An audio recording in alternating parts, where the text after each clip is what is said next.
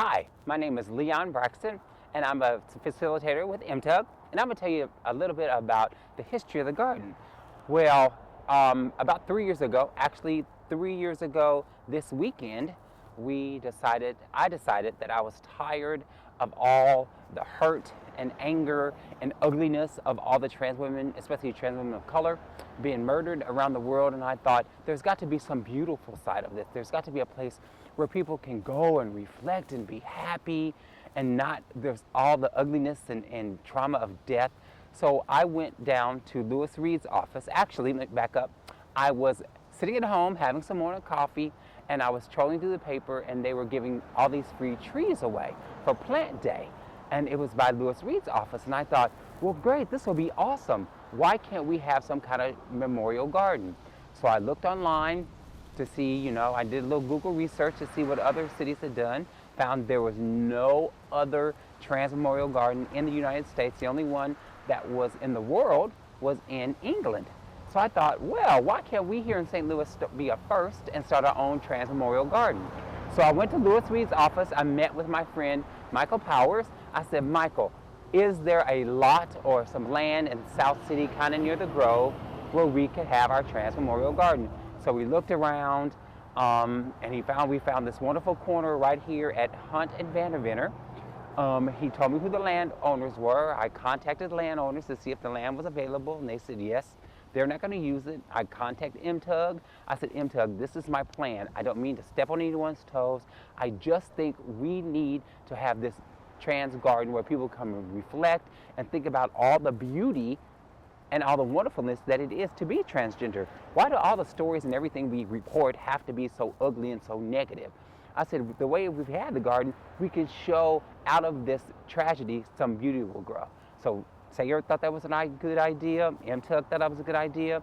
So I got together with Jarek Steele from Left Bank Books, and we got with Monty Abbott. We kind of sat down, we drew the plans out. We had a planting day on October 20th, which is funny, which is 2 years from today, and then 3 years from today. And then the garden was dedicated on Trans Day of Remembrance on November 20th of that same year. So I kind of got this all going because I wanted, like I said, from something tragic, I wanted beauty to bold. So I am so lucky if you can pan out and see how beautiful the garden is later. People come here, and I see people post on Facebook how they come and reflect and they need some quiet time, or they come, they eat their lunch here, or people have picnics here. We've had rallies here. So the garden is not just a place where people can come and just sit and watch, but it's a place where people gather. This is kind of our sacred holy ground, and I hope one day that you all out there can come and visit our Trans Memorial Garden. Again, it's in the Grove on Hunt and Vanderventer. And how little has changed since then? So here I am on the path in the garden, and this is just the pathway that we thought that if you see will lead to what we call the nucleus or the heart of the garden. Right here we have this structure that we put together. What this happens to be, when we first came on the day and we went to dig, we hit a bunch of rock. It was all sheet rock and boulders under here. So what we did is we busted some of them up, and we built this little a little protective memorial here that just kind of shows that this is the heart of the garden, that this is our hard work, this is the heart of the people that we remember here, that this is our heartbeat. This little section right here is what makes the garden beat. From all this little structure right here is where all this beauty comes from, and it kind of feeds off each other. And when we have meetings here, people kind of stand around here again and they reflect and they look at it, and we just say this is the heart of what it is.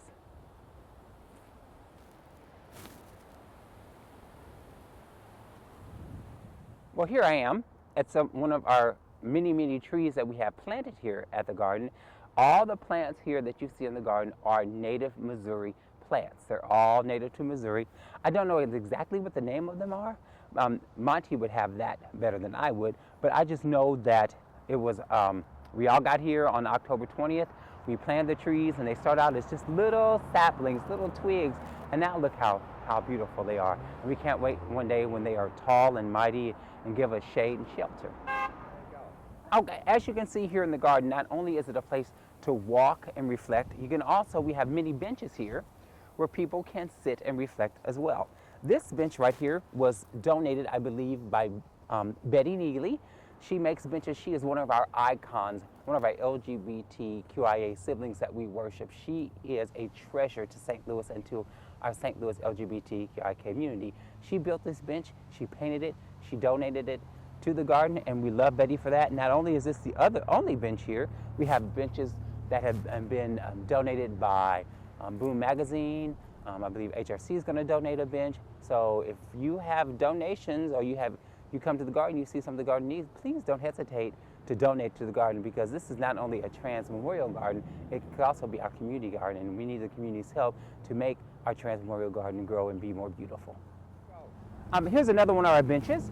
It is donated by Boom Magazine, and the description says, in memory of far too many. And that is true. There have been far too many trans women been the victim of murder and abuse, and we need to, of course, make it stop, make it happen.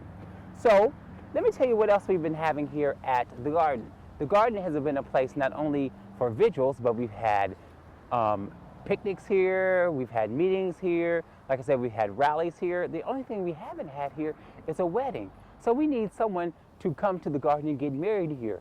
I think there's been some proposals. I think there was a proposal on this very bench I was sitting on. We've had, like a lot of said, people just come by and sit and relax and reflect, and that's what we're here for. So as we come to the conclusion of my little educational presentation about the garden, I just want to read you the inscription that it says right here on our plaque. It says, "They tried to bury us, they didn't know that we were seeds." That means that a lot of families try to hide and bury the trans member of their communities, other families, but however, we decided we are seeds, and we're going to grow and we're going to flourish, and we're going to be things of beauty that are going to stand tall and strong and let people see our beauty. And if you see here, here's a little leave a stone. In the Jewish faith, it is customary to sometimes to leave a stone at a person's grave or a place of memorial. So that's what a lot of people do. They come, they write the name of the loved ones on here, and they leave the stone here. And you see, there used to be some stones all along here. Some of them have fallen off, but that's what we do. If you have someone that you want to memorialize, you write their name on a stone, and you come and you leave it here. So, like I said, this is from some barren, nasty, rocky earth came this beautiful garden. And the way we can keep our beautiful garden going and maintained and upkeep and trimmed and mowed is by you donating money to the MTUG Telethon. Because with that money, not only does it fund events and programs through MTUG, it also helps the maintenance upkeep of our beautiful garden. It continues to come here and mow and clip and do the things we need to do to make our garden beautiful, because we are proud to have the very first and only transgender memorial garden in the United States and the second in the world. So, signing off from the Trans Memorial Garden, it's me, Leon Braxton, or y'all know me as Miss Leon or Dieta. Thank you very much for spending a little time with me. I appreciate it.